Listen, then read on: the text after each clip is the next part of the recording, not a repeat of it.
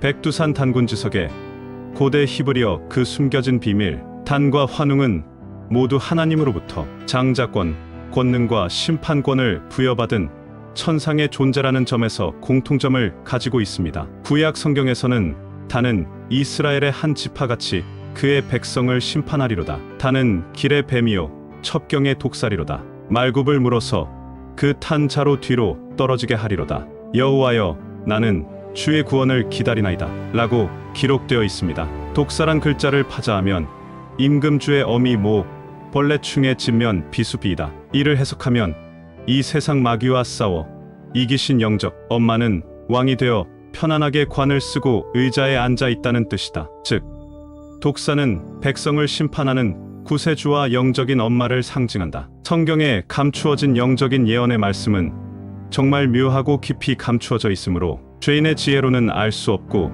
풀 수도 없다. 노아에게 예언하시고 아브라함에게 약속하신 대로 하나님의 계보가 야곱의 12아들 중 약속의 아들 단에 이어져 단지파에서 구세주가 나옴으로써 잃어버린 에덴 동산을 회복할 구세주가 단 자손 가운데서 나온다고 하나님께서 약속하신 것이다. 종교계 및 세인들에게 기존 인식의 틀을 벗어나는 사고 전환의 커다란 방향점을 제시하신 이긴 자 조이성님의 말씀은 우리 민족의 시원이라는 내용을 근간으로 하여 회보에 상세하게 게재된 바 있다. 우리 민족이 분명한 이스라엘의 원족이라는 사실은 우리 민족의 풍습, 인류학적, 골상, 유적물 등으로서 이미 이긴 자의 말씀이 증명되고 있거니와 본 역곡 승리재단에 나오시는 고정록 선생의 이야기는 위의 사실이 더 의심할 것도 없는 것임을 확실히 반증해 보이고 있다. 고 정록 선생의 증언을 통해 원래의 이스라엘 민족이 우리 민족과 동일한 민족이라는 놀라운 사실을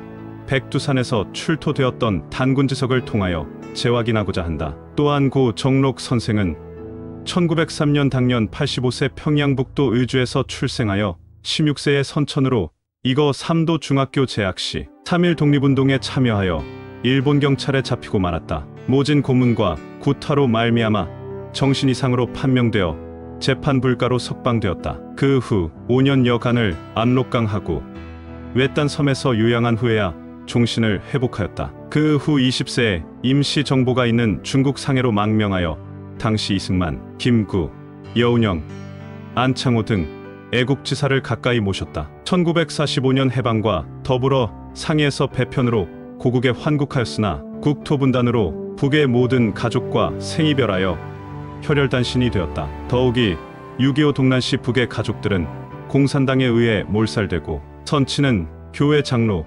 지방유지, 학자, 자본가라 하여 공개 처형을 당하셨다 한다. 다음은 고 정록 선생의 구슬 내용을 요약한 글이다. 내가 10살 전후에 아버님이 종종 들려주신 말씀이 매우 신기하게 여겨져 잊지 않고 기억하고 있는 이야기입니다. 1910년 경술국치 이전부터 평양북도 강계, 이북 초산과 자성 부근은 백두산으로부터 나무를 벌목하여 일본으로 반출하였습니다. 일제 치하 고정록 선생에 의해 발견된 단군 지석이 바로 그것이다. 1911년경 일본인 등이 백두산에서 별목하다가 뜻을 알 수 없는 글이 씌어 있는 지석을 발견, 의주에 있는 평북도청에 옮겨 놓았는데 단군 지석에 음각된 글이 한글도 아니고 한자도 아니어서 아무도 해독하는 사람이 없어 모두 궁금하게 여겼다고 한다. 백두산에도 히브리어가 씌어 있다. 일제 치하 고정록 선생에 의해 발견된 단군 지석은 고대 히브리어로 기록된 것으로 알려져 있습니다.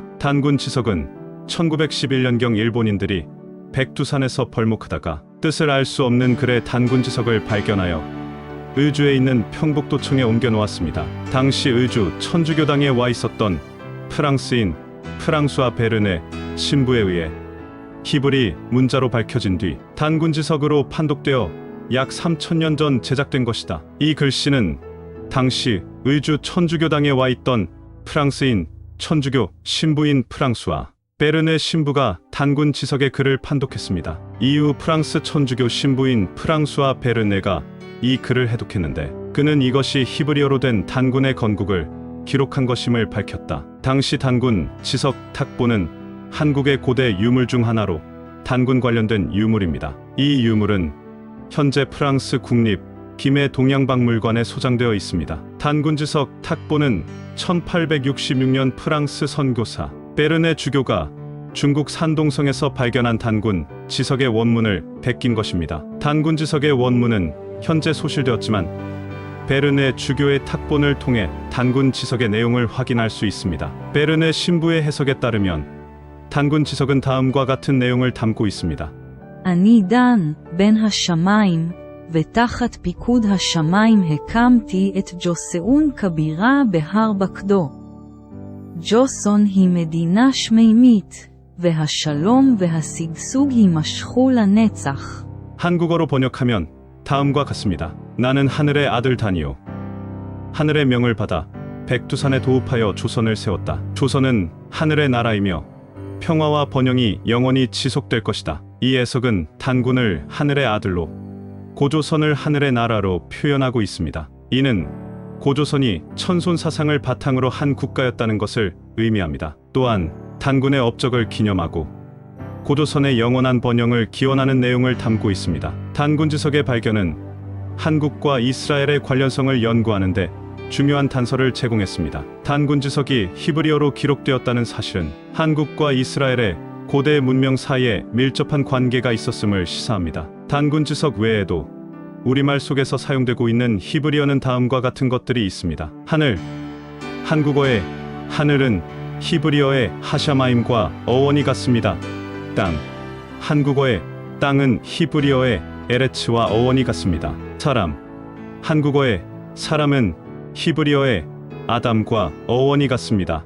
하나님, 한국어의 하나님은 히브리어의 엘로임과 어원이 같습니다. 벼락과 바락. 그런데 요즘에도 시골에 가면 혼이 들을 수 있는 말로 상북도 영주에 가면 어머니들은 딸들을 향하여 흔히 들을 수 있는 말로는 베라먹을 년이 있는데 벼락을 먹을 년이며 벼락을 맞아서 죽을 년의 속어이다. 사실은 복을 받는다는 의미가 있는 아이러니의 속언이다. 기본형 바락 번개, 번쩍이는 칼을 가진 이 벼락은 번개 베라킴, 벼락으로 해석되어졌다. 성경은 우박바락, 우박으로도 해석되어졌다. 아빠와 아바, 성경에서 아버지는 아브, 아버지이고 아바라고 부른다. 한국에서는 친근감 있게 아버지를 부를 때 아빠라 한다. 하나님을 아바라고 부르셨다. 오늘날 유행하고 있는 아빠라는 한국인들의 호칭은 심지어 아내도 남편을 향하여 아빠라고 부른다. 그리고 한국에서는 자기의 아들, 딸들을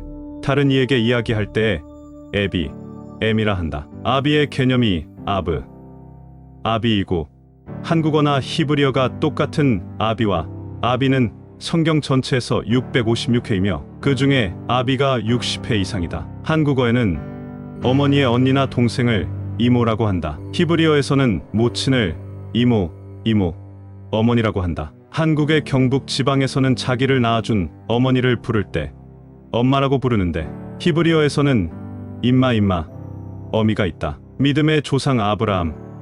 믿음의 조상은 글자 그대로 의미를 찾아본다면 내가 집 안에 머리가 되어 숨을 쉬게 하는 일을 하는 일의 사역이다. 이때의 집은 하나님의 집 아니다. 내가 밖에 있는 것이 아니라 하나님 안에 있음으로써 집 안에서 어른 노릇을 할 수 있다. 본래의 이름 아브람에게 숨 쉴 수 있도록 하시는 숨구멍, 숨쉼만 더 붙어서 내가 집 안에서 하나님 아버지의 힘으로 숨을 쉴 수 있도록 되는 상태가 된 아브라함이다.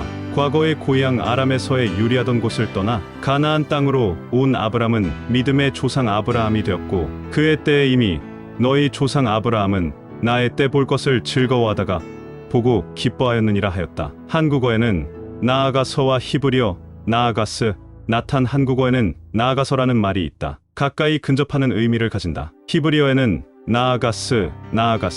나아가서가 있다. 한국어에는 나타났다는 말이 있다. 성서에 나타나고 기본형은 문장 중에서 타나타어 뜨고가 있다. 또한 나타는 이 세상에 나타난 것은 하나님께서 주시어 나타났다로 되어 있다. 노과 놋, 한국에서는 놋이 있다. 히브리어에서는 놋, 출삼 1018이 있다. 내다버려와 레다분이 한국말에는 내다버려가 있다. 물건을 버리거나 하는 뜻으로 소외시키는 의미인데 히브리어에는 레다분이 레다푸니나를 핍박하오니 버리니가 있다. 기본형은 라다프이다. 네다바와 네다바, 한국말에는 앞을 내다바라는 말이 있다. 히브리어에서는 네다바 즐거이 드림가 있다. 베이트나데브 즐거이 헌신의 경우 앞에 붙는 베이트는 모두 문법상 붙은 과거 형태 히 베베 하나님 아닐 뿐 나데아 즐거이 본래 언어는 헌신하는 일이다. 따라서 앞을 내다보는 일은 헌신에서 이루어진다. 한국말에는 나댄다. 왜 그렇게 나대느냐가 있다. 곧 유난을 떤다이다. 이러한 말과 연결은 하나님께 즐거이 드리거나 헌신할 때에만 성경에서 한 밑에 나대빔 즐거이 헌신이다. 역시 문법적 요소들 전자 복수와 앞부분의 한 밑에를 뺀 나대비 즐거이 헌신이다. 헌신이 티테나데티 즐거이 헌신에서도 후자 티종결형 어미와 앞부분의 히테의 정관사 및 시제를 빼면 나데베 즐거이 헌신 곧 한국어에는 넓다가 있다. 히브리어에서는 라아브가 있다. 넓히다, 넓게 하다, 공간을 만들다, 넓게 터지게 만들다, 넓다, 넓어지다, 크다, 커지다, 광대한 목초지, 확장하다이다. 한국말에는 네게라는 말이 있다. 이 2인칭, 지칭은 히브리어에서도 그대로 레그네게가 있다. 그 예는 바에아킬레칸에게 먹이신 것은 내게 먹이셨나니 함마아킬레칸에게 먹이셨나니 내가 할 일과 나알. 한국에서 자기 것을 순수한 한국말로 내 나에 걸라고 하고 나라는 사람이 할 일이 있다고 한다. 나알은 유업 기업의 뜻이다. 이 유업은 동적 이미지로서 숨쉬게 해주는 일이다. 이 내의 뜻인 나알은 할에서 해트는 지붕 울타리여서 하나님 안에서 할 일을 목적 라메드하기 위하여를 가지고 있어서 하나님 일을 하여야 하는 사람이다. 시냇물 나아림이기도 하여 졸졸졸 흐르는 시냇물. 한자는 내은 졸랑졸랑 부지런을 떨면 내 것이 되는 유업 기업을 말한다. 우리 민족의 뿌리인 단군의 단된 심판자라는 의미부터가 사실은 히브리어이다. 그러므로 히브리어로 된 이름을 가진 자가 히브리어를 썼다는 것은 조금도 이상할 것이 없다. 다빈치 코드에서 성배를 상징하는 샤론의 장미가 또한 무궁화라는 사실을 알 수 있다. 원래 무궁화는 한반도에서 자생하던 꽃이 아니다. 지금으로부터 3000년 전에 이스라엘의 12지파 가운데 삼손 장수와 함께 했던 단지파가 하나님의 뜻을 받들고 동쪽으로 이동하던 가운데 무궁화의 씨를 가지고 온 것이다. 다빈치 코드에서 성배를 상징하는 샤론의 장미가 또한 무궁화라는 사실을 알 수 있다. 원래 무궁화는 한반도에서 자생하던 꽃이 아니다. 다빈치 코드에서 5꽃잎을 가진 장미는 메시아를 상징하는 별의 오각형과 동일한 의미라고 한다. 대한민국 중앙국립박물관에 소장된 대동강변에서 출토된 와당에 둥그렇게 돌아가면서 오여파와 협력하여 신의 나라에 들어가자라는 고대 히브리어가 각인되어 있다. 그것은 한민족의 조상 가운데 레위의 후손 제사장은 대대로 히브리어를 잊어버리지 않게 하기 위해서 무던히 애를 쓰고 전수한 흔적 중의 하나이며 또한 성경 역사 6000년 만에 출현한 구세주가 한민족의 내력을 역사적인 유물 증거로 제시하므로 당신이 성경상의 주인공임을 입증시키려는 하나님의 깊은 숨은 뜻이 있는 것이다. 단이라는 이름은 시조 단이 가나안에서 출생할 때부터 불려 내려오는 이름이었다. 이렇게 보면 성경을 떠나서 우리 민족의 뿌리를 찾을 수 없는 것은 한 민족이 단지 파후손이기 때문이다. 환웅이 만일 천계에서 왔다며 단군 역시 신화적인 인물이 될 수밖에 없는 것이다. 단기년대가 성경의 년대와 많은 차이가 난다. 단기년 대가 성경의 년대와 많은 차이가 난다. 환웅년 대호 1900년은 인류의 시조 아담의 초기 연대와 같은 시대가 되는데 이는 이치에 맞지 않고 세계의 역사학자들이 우리의 고서연서 연대를 부정하거나 인정하지 않는다. 우리나라 역사서를 기록한 시대는 고려조 마렵부터 조선조 중엽까지가 대부분인데 고려시대 이련스님과 김부식이 어느 시대 문헌을 보고 삼국유사와 삼국사기를 기술했는지 확실히 모르지만 아득한 옛날 단군에 관한 문헌이 있을 수 없으니 전설을 문서로 기록한 것일 뿐이다. 이렇게 보면 단군교를 비롯 민족 종교들이 국조 단군을 국신으로 숭배하면서